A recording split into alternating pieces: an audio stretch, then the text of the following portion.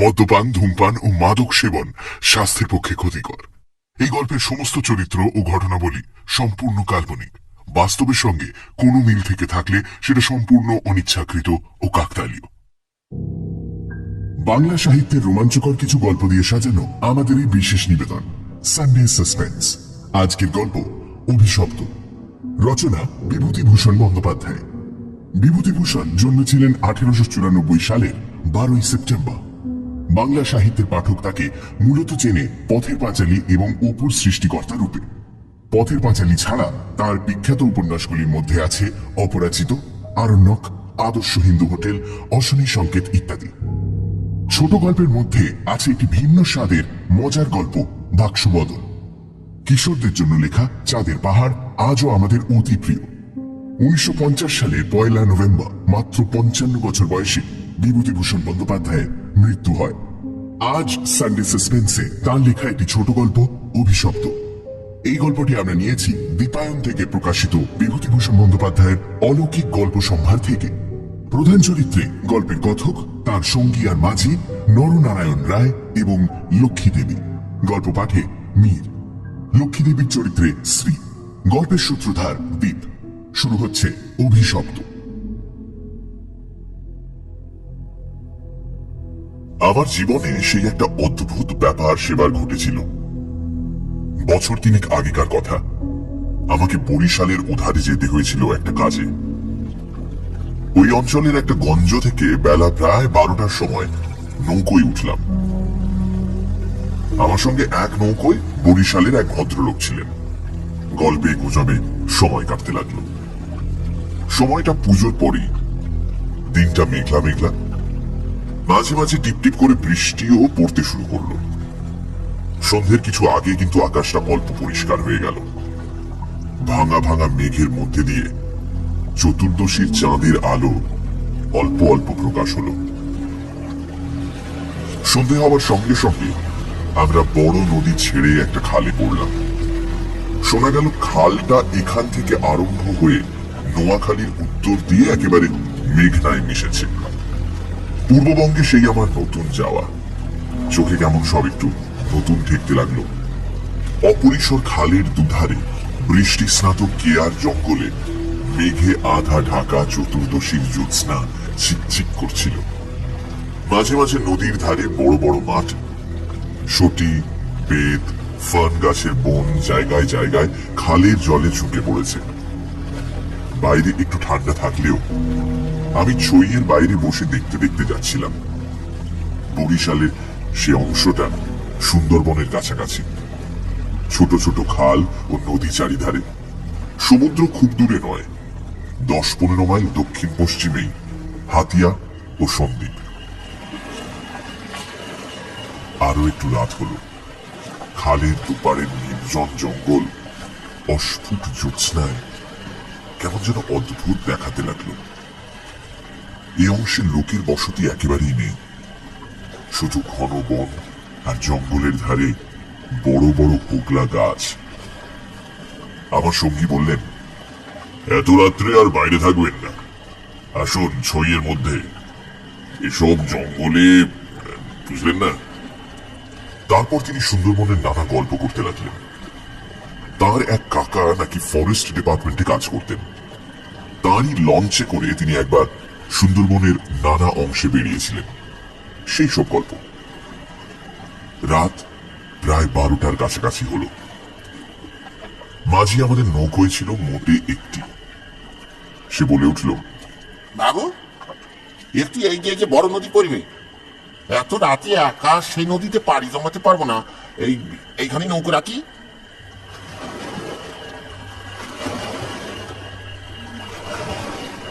নৌকো সেখানেই বাঁধা হলো।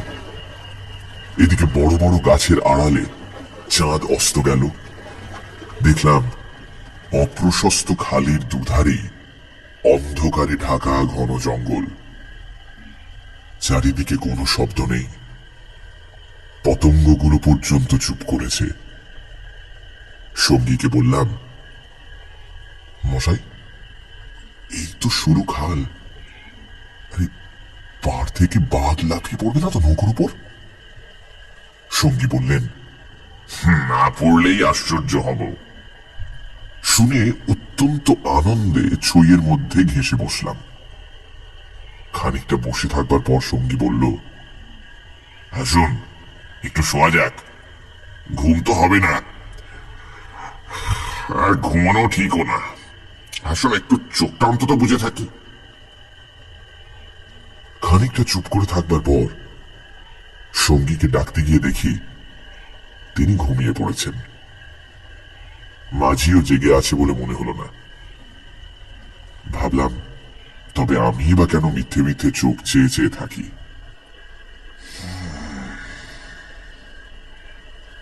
তারপর যা ঘটল সেটি আমার জীবনের এক অদ্ভুত অভিজ্ঞতা। শুতে যাচ্ছি, হঠাৎ আমার কানে গেল অন্ধকার ঘন ঝোপের ওপাশে অনেক দূরে গভীর জঙ্গলের মধ্যে কে যেন কোথায় গ্রামোফোন বাজাচ্ছে। তাড়াতাড়ি উঠে বসলাম। গ্রামোফোন? এই বনে এত রাতে গ্রামোফোন বাজাবে কে?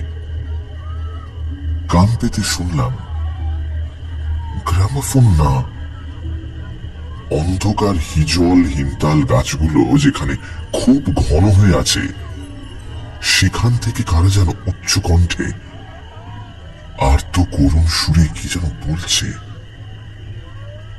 খানিকটা শুনে মনে হলো সেটা একাধিক লোকের সমবেত কণ্ঠস্বর।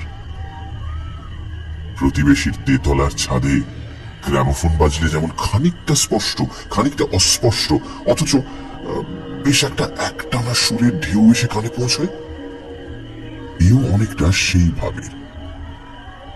মনে হলো যেন কতগুলো অস্পষ্ট বাংলা ভাষার শব্দ কানে গেল, কিন্তু ধরতে পারা গেল না কথাগুলো কি।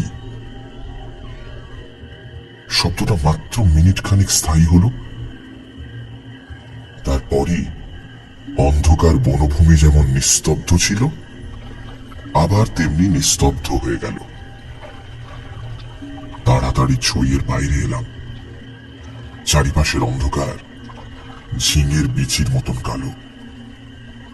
বনভূমি নীরব, শুধু নৌকোর তলায় ভাটার জল কলকল করে বাঁধছে। আর শেষ রাতের বাতাসে জলের ধারে কেয়া ঝোপে এক ধরনের অস্পষ্ট শব্দ হচ্ছে। পাড় থেকে দূরে হিজল গাছের কালো গুঁড়িগুলোর অন্ধকারে এক অদ্ভুত চেহারা হয়েছে। ভাবলাম সঙ্গীদের ডেকে তুলি, আবার ভাবলাম বেচারিরা ঘুমোচ্ছে, ডেকে কি হবে, তার চেয়ে বরং নিজে জেগে বসে থাকি। দাঁড়িয়ে দাঁড়িয়ে একটা সিগারেট ধরালাম। তারপর আবার ছইয়ের মধ্যে ঢুকতে যাব এমন সময় সেই অন্ধকারে ঢাকা বিশাল বনভূমির কোন অংশ থেকে সুস্পষ্ট উচ্চ আর্তকরুণ কণ্ঠের মতো তীক্ষ্ণ স্বর তীরের মতন জমাট অন্ধকারের বুক চিরে আকাশে উঠল। তোমরা কারা যাচ্ছ? আমরা শ্বাস বন্ধ হয়ে পড়লাম, আমাদের উঠাও, উঠাও, আমাদের বাঁচাও। নৌকোর মাঝিটা ধর্মর করে জেগে উঠল। আমি সঙ্গীকে ডাকলাম, মশাই, মশাই উঠুন, উঠুন, আরে উঠুন। মাঝি আমার কাছে ঘেঁষে এলো, ভয়ে তার গলার স্বর কাঁপছিল। বললে, আল্লাহ আল্লাহ, শুনতে পেয়েছেন বাবু? শুনতে পেয়েছেন আপনি? সঙ্গী উঠে জিজ্ঞাসা করলো, কি মশাই, ডাকলেন কেন? কোন জানোয়ার টানোয়ার নাকি? আমি ব্যাপারটা বললাম। তিনিও তাড়াতাড়ি ছইয়ের বাইরে এলেন। তিনজনে মিলে কান খাড়া করে রইলুম। চারিদিক আবার চুপ। ভাটার জল নৌকোর তলায় বেঁধে আগের চেয়েও জোরে শব্দ হচ্ছিল। সঙ্গী মাঝিকে জিজ্ঞেস করলেন, এটা কি তবে? মাঝি বললে, হ্যাঁ বাবু, মাই কীর্তিপাশার গড়। সঙ্গী বললে, তবে তুই এত রাতে এখানে নৌকো রাখলি কেন? দেখুন কোথাকার। মাঝি বললে, 380 গুলি রেখেছিল বাবু। ভাটার টানে নৌকো পিছিয়ে দেওয়া তো জো ছিল না। কথাবার্তার ধরন শুনে সঙ্গীকে বললাম, কি মশাই, কি ব্যাপার? আপনি কিছু জানেন নাকি? ভয় যত না হোক, বিস্ময়ে আমরা কেমন হয়ে গিয়েছিলাম। সঙ্গী বললেন, ওরে তোর সেই কেরোসিনের ডিবেটা জাল, আরে আলো জেলে বসে থাকা যাক, রাত তো এখনো ঢের। মাঝিকে বললাম, তুই শব্দটা শুনতে পেয়েছিলি? সে বলল, হ্যাঁ বাবু, এই আওয়াজ কানে গিয়েই তো আমার ঘুম ভেঙে গেল। আমি আরো দুবার নৌকো বেয়ে যেতে যেতে ও ডাক শুনেছি। সঙ্গী বললেন, এটা এই অঞ্চলের একটা অদ্ভুত ঘটনা। তবে এই জায়গাটা সুন্দরবনের সীমানায় বলে আর এই অঞ্চলে কোনো লোকালয় নেই বলে শুধু নৌকোর মাঝিদের কাছে এটা সুপরিচিত। এর পেছনে একটা ইতিহাস আছে, সেটা অবশ্য নৌকোর মাঝিদের পরিচিত নয়। সেইটা আপনাকে বলি, শুনুন। তারপর কেরোসিনের ডিবার আলোয় অন্ধকার বনের বুকের মধ্যে বসে সঙ্গীর মুখে কীর্তি পাশার গড়ের ইতিহাসটা শুনতে লাগলাম। ৩০০ বছর আগের কথা। মুনিম খাঁ তখন গৌড়ের সুবেদার। এই অঞ্চলে তখন ১২ ভূঁইয়ার ২ প্রতাপশালী ভূঁইয়া রাজা রামচন্দ্র রায় ও ঈসা খাঁ মসনদে আলীর খুব প্রতাপ। মেঘনার মোহনার বাহির সমুদ্র, যাকে এখন সন্দ্বীপ চ্যানেল বলে, সেখানে তখন মগ আর পর্তুগিজ জলদস্যুরা শিকারের খোঁজে ওত পেতে বসে থাকত। সে সময় এখানে এরকম জঙ্গল ছিল না। এ সমস্ত জায়গা কীর্তি রায়ের অধিকারে ছিল। এইখানে তার সুদৃঢ় দুর্গ ছিল। মগ জলদস্যুদের সঙ্গে তিনি অনেকবার লড়েছিলেন। তার অধীনে সৈন্য সামন্ত, কামান, যুদ্ধের কোষা সবই ছিল। সন্দ্বীপ তখন ছিল পর্তুগিজ জলদস্যুদের প্রধান আড্ডা। এদের আক্রমণ থেকে আত্মরক্ষা করবার জন্য এই অঞ্চলের সকল জমিদারকেই সৈন্যদল দৃঢ় করে গড়তে হতো। এ বনের পশ্চিম ধার দিয়ে তখন আর একটা খাল বড় নদীতে পড়ত। বনের মধ্যে তার চিহ্ন এখনো আছে। কীর্তি রায় অত্যন্ত অত্যাচারী এবং দুর্ধর্ষ জমিদার ছিলেন। তার রাজ্যে এমন সুন্দর মেয়ে কমই ছিল যে তার অন্তঃপুরে একবার না ঢুকেছে। তাছাড়া তিনি নিজেও এক প্রকার জলদস্যুই ছিলেন। তার নিজের অনেকগুলো বড় ছিপ অর্থাৎ ছোট নৌকো ছিল। কীর্তি রায়ের পাশের জমিদারি ছিল কীর্তি রায়ের বন্ধুর। এরা ছিলেন চন্দ্রদ্বীপের রাজা রামচন্দ্র রায়ের পত্তনিদার। অবশ্য সে সময় অনেক পত্তনিদারের ক্ষমতা এখনকার স্বাধীন রাজাদের চেয়ে বেশি ছিল। কীর্তি রায়ের বন্ধু মারা গেলে তার তরুণ বয়স্ক পুত্র নরনারায়ণ রায় পিতার জমিদারির ভার পান। নরনারায়ণ তখন সবে যৌবনে পদার্পণ করেছেন। অত্যন্ত সুপুরুষ, বীর এবং শক্তিমান। নরনারায়ণ কীর্তি রায়ের পুত্র চঞ্চল রায়ের সমবয়সী ও বন্ধু। সেবার কীর্তি রায়ের নিমন্ত্রণে নরনারায়ণ রায় তার রাজ্যে দিন কতকের জন্য বেড়াতে এলেন। চঞ্চল রায়ের তরুণী পত্নী লক্ষ্মী দেবী স্বামীর বন্ধু নরনারায়ণকে দেওরের মতন স্নেহের চোখে দেখতে লাগলেন। দু একদিনের মধ্যেই কিন্তু সে স্নেহের চোটে নরনারায়ণকে বিব্রত হয়ে উঠতে হল। নরনারায়ণ রায় তরুণ বয়স্ক হলেও একটু গম্ভীর প্রকৃতির। বিদ্যুৎ চঞ্চলা তরুণী বন্ধু পত্নীর ব্যঙ্গ পরিহাসে গম্ভীর প্রকৃতির নরনারায়ণের মান বাঁচিয়ে চলা দুষ্কর হয়ে পড়ল। স্নান করে উঠেছেন, মাথার পাগড়ি খুঁজে পাওয়া যায় না। নানা জায়গায় খুঁজে হয়রান হয়ে তার আশা ছেড়ে দিয়ে বসে আছেন। হঠাৎ কখন নিজের বালিশ তুলতে গিয়ে দেখেন তার নিচেই পাগড়ি চাপা আছে, যদিও এর আগেও তিনি বালিশের নিচেই খুঁজেছেন। তার প্রিয় তলোয়ারটা দুপুর থেকে বিকেলের মধ্যে 5 বার হারিয়ে গেল, আবার 5 বারই সম্পূর্ণ অপ্রত্যাশিত জায়গা থেকে খুঁজে পাওয়া গেল। পানে এমন সব জিনিসের সমাবেশ হতে লাগলো যা কোনো কালেই পানের উপকরণ নয়। বন্ধুপত্নীর সঙ্গে কিছুতেই এঁটে উঠতে না পেরে অত্যাচার জর্জরিত নরনারায়ণ রায় ঠিক করলেন তার বন্ধুর স্ত্রীটি একটু ছিটগ্রস্ত। বন্ধুর দুর্দশায় চঞ্চল রায় মনে মনে খুশি হলেও বাইরে স্ত্রীকে বললেন, দুদিনের জন্য এসেছে বেচারি, ওকে তুমি যেরকম বিব্রত করে তুলেছ ও আর কখনো এখানে আসবে না। দিন কয়েক এরকম কাটবার পর কীর্তি রায়ের আদেশে চঞ্চল রায়কে কি একটা কাজে হঠাৎ গৌড়ে যাত্রা করতে হলো।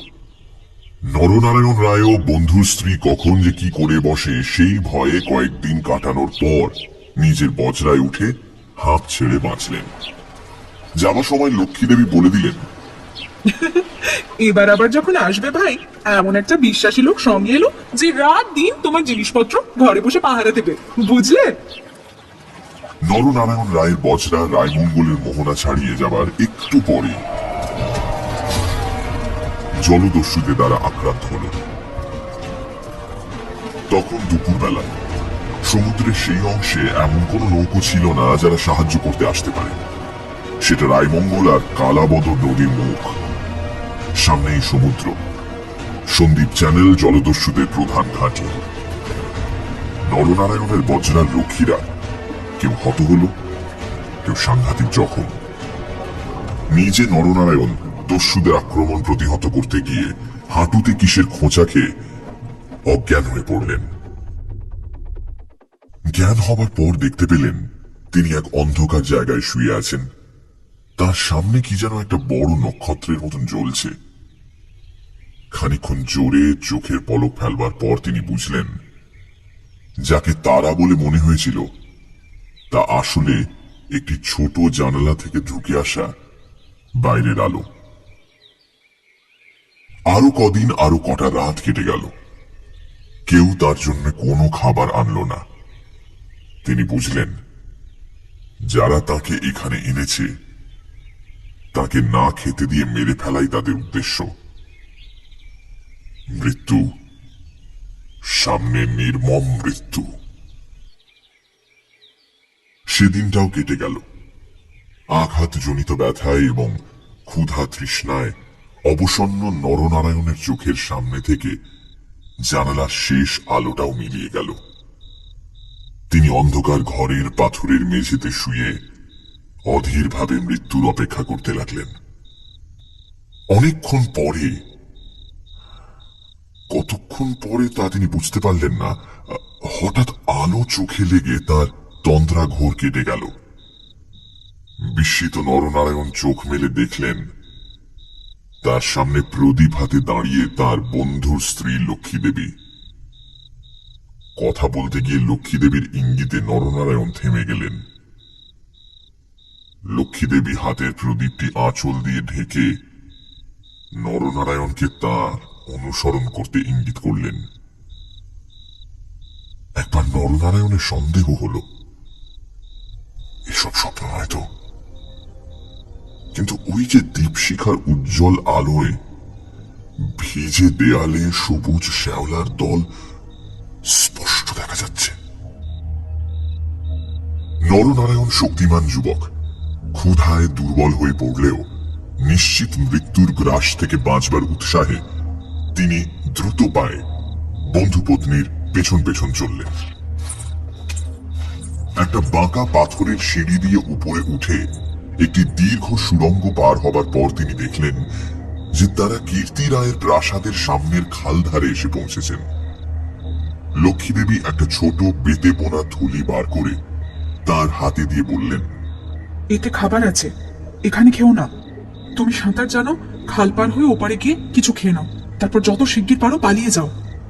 ব্যাপারটা কি নরনারায়ণ রায় একটু একটু করে বুঝলেন।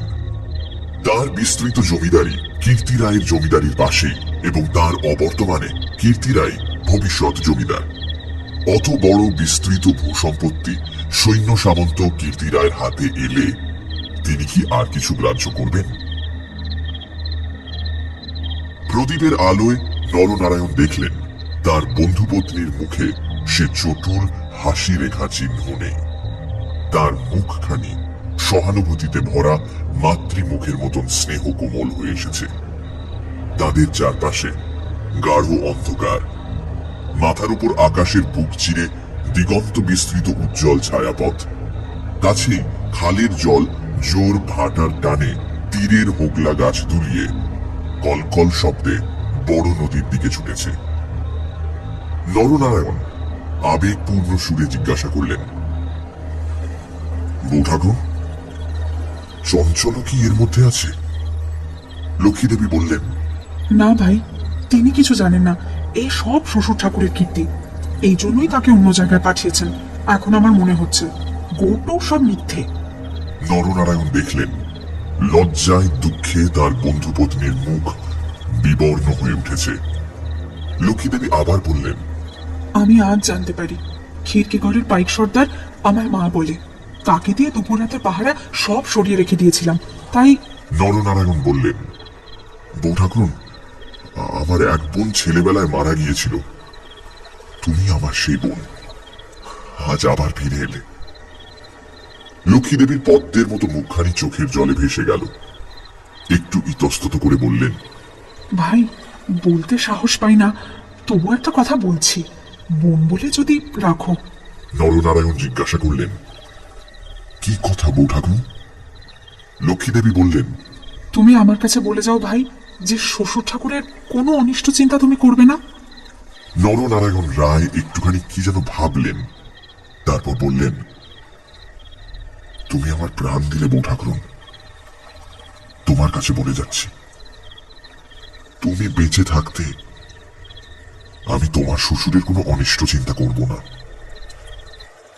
বিদায় নিতে গিয়ে নরনারায়ণ একবার জিজ্ঞাসা করলেন, বউ ঠাকুরুন, তুমি ফিরে যেতে পারবে তো?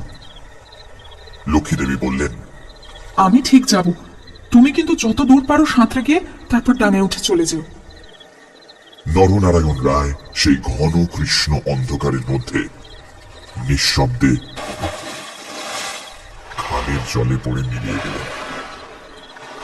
লক্ষ্মীদেবীর প্রদীপটা অনেকক্ষণ বাতাসে নিভে গিয়েছিল। তিনি অন্ধকারের মধ্যে দিয়ে শ্বশুরের গড়ের দিকে ফিরলেন। একটু দূরে গিয়েই তিনি দেখতে পেলেন পাশের ছোট খালটায় দুখানা ছিপ মশালের আলোয় সজ্জিত হচ্ছে। ভয়ে তার বুকের রক্ত জমে গেল। সর্বনাশ! এরা কি তবে জানতে পেরেছে? দ্রুত পায়ে অগ্রসর হয়ে গুপ্ত সুড়ঙ্গের মুখে এসে তিনি দেখলেন সুড়ঙ্গের পথ খোলাই আছে। তিনি তাড়াতাড়ি সুড়ঙ্গের মধ্যে ঢুকে পড়লেন। কীর্তি রায় বুঝতেন নিজের হাতের আঙুলও যদি বিষাক্ত হয়ে ওঠে তো তাকে কেটে ফেলাই সমস্ত শরীরের পক্ষে মঙ্গল। পরদিন আবার দিনের আলো ফুটে উঠল, কিন্তু লক্ষ্মীদেবীকে আর কোনো দিন কেউ দেখেনি। রাতের হিংস্র অন্ধকার তাকে গ্রাস করে ফেলেছিল। নরনারায়ণ রায় নিজের রাজধানীতে বসে সব শুনলেন। গুপ্ত সুড়ঙ্গের দুধারের মুখ বন্ধ করে কীর্তি রায় তার পুত্রবধূর শ্বাসরোধ করে তাকে হত্যা করেছেন। শুনে তিনি চুপ করে রইলেন। এর কিছুদিন পরে তার কানে গেল বাসুন তার লক্ষণ রায়ের মেয়ের সঙ্গে খুব তাড়াতাড়ি চঞ্চলের বিয়ে। সেদিন রাতে চাঁদ ওঠার পর নিজের প্রাসাদের ছাদে বেড়াতে বেড়াতে চারিদিকের শুভ্র সুন্দর আলোর সাগরের দিকে দৃষ্টিপাত করে দৃঢ় চিত্ত নরনারায়ণ রায়েরও চোখের পাতা যেন ভিজে উঠল। তার মনে হলো তার অভাগিনী বউ ঠাকুরানীর চোখের দুষ্টু হাসিটি তারায় তারায় নবমল্লিকার মতো ফুটে উঠেছে। নরনারায়ণ রায়ের পূর্বপুরুষেরা ছিলেন দুর্ধর্ষ দস্যু। হঠাৎ পূর্বপুরুষের সেই বর্বর রক্ত নরনারায়ণের ধমনীতে নেচে উঠল। তিনি মনে মনে বললেন, আমার অপমান আমি একরকম ভুলেছিলাম বউ ঠাকুরুন, কিন্তু তোমার অপমান আমি সহ্য করব না কখনোই। কিছুদিন কেটে গেল। তারপর একদিন এক শীতের ভোর রাতের কুয়াশা কেটে যাওয়ার সঙ্গে সঙ্গে দেখা গেল কীর্তি রায়ের গড়ের খালের মুখ ছিপে সুরূপে জাহাজে ভরে গিয়েছে। তোপের আওয়াজে কীর্তি রায়ের প্রাসাদ দুর্গের ভিত ঘন ঘন কেঁপে উঠতে লাগল। কীর্তি রায় শুনলেন আক্রমণকারী নরনারায়ণ রায়, সঙ্গে দুরন্ত পর্তুগিজ জলদস্যু সেবাস্তিও গঞ্জালেস। উভয়ের সম্মিলিত বহরের 40খানা কোষা খালের মুখে চড়াও হয়েছে। পুরো বহরের বাকি অংশ বাইরের নদীতে দাঁড়িয়ে। এই আক্রমণের জন্য কীর্তি রায় আগে থেকে প্রস্তুত ছিলেন। কেবল প্রস্তুত ছিলেন না, নরনারায়ণের সঙ্গে গঞ্জালেসের যোগদানের জন্য। এই কীর্তি রায়ের কাছে সম্পূর্ণ অপ্রত্যাশিত ঘটনা। তাহলেও কীর্তি রায়ের পর থেকেও তোপ চলল। গঞ্জালেস সুদক্ষ নৌবীর। তার পরিচালনে 10খানা সুরূপ চড়া ঘুরে গড়ের পাশের ছোট খালে ঢুকতে গিয়ে কীর্তি রায়ের নৌবাহিনীর এক অংশ দ্বারা বাধা প্রাপ্ত হল।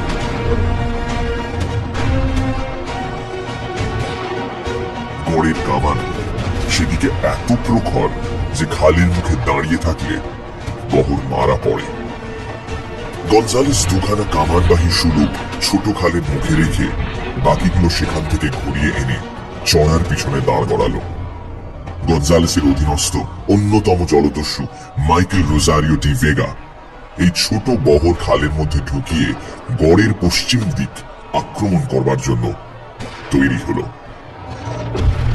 অতর্কিত আক্রমণে কীর্তি রায়ের নৌবাহিনী শত্রু বহর দ্বারা ছিপিয়াটা বোতলের মতন খালের মধ্যেই আটকে গেল। বাইরের বড় নদীতে গিয়ে যুদ্ধ দেবার মতন ক্ষমতা তাদের আদৌ রইল না। তবুও তাদের বিক্রমে রোজারিও অনেকক্ষণ পর্যন্ত কিছু করে উঠতে পারলেন না। কীর্তি রায়ের নৌবহর দুর্বল ছিল না।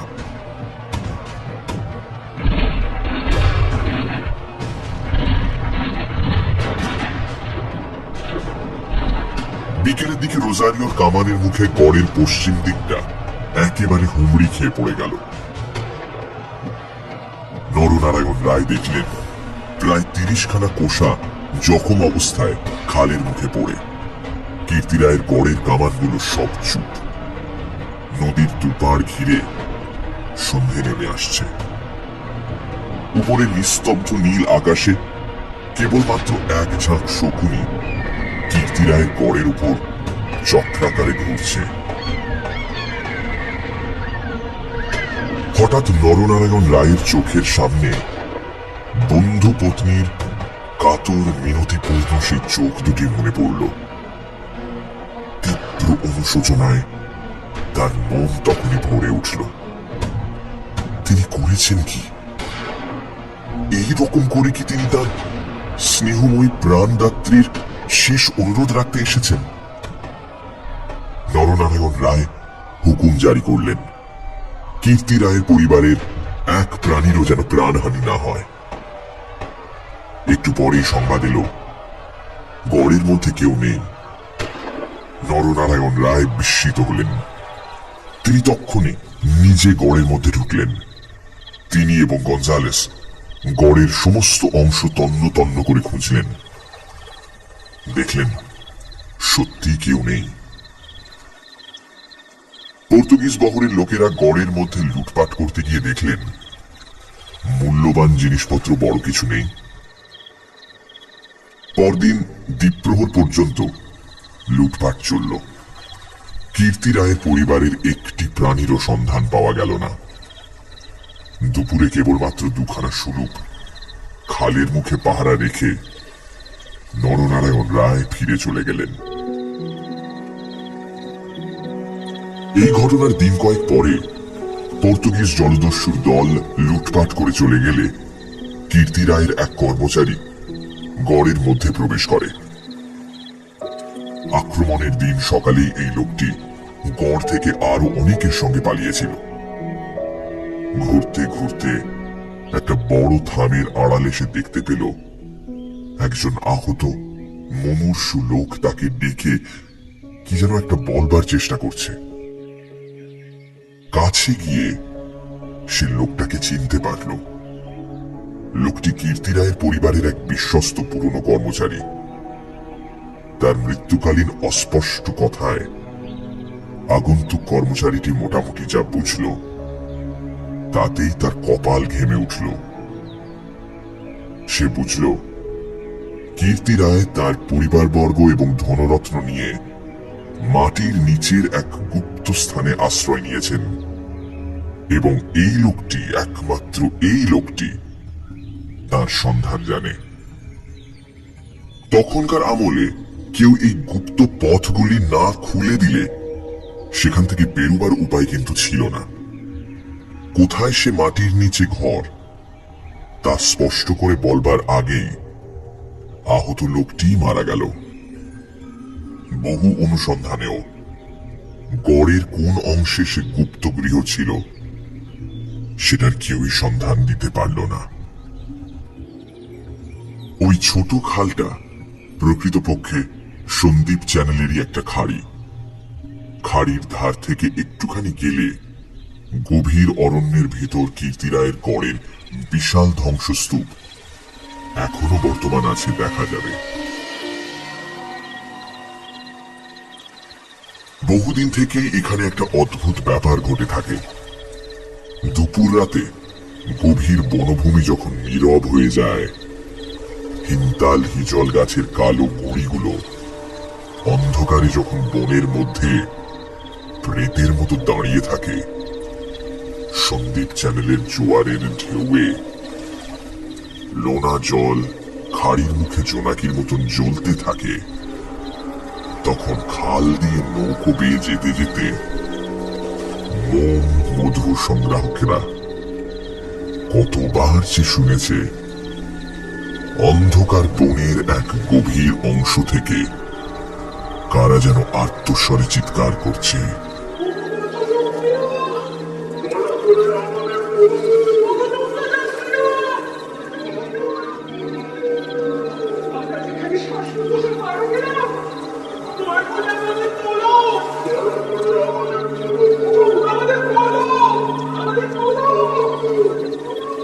ভয়ে বেশি রাতে এ পথে কেউ নৌকা বাইতে চায় না।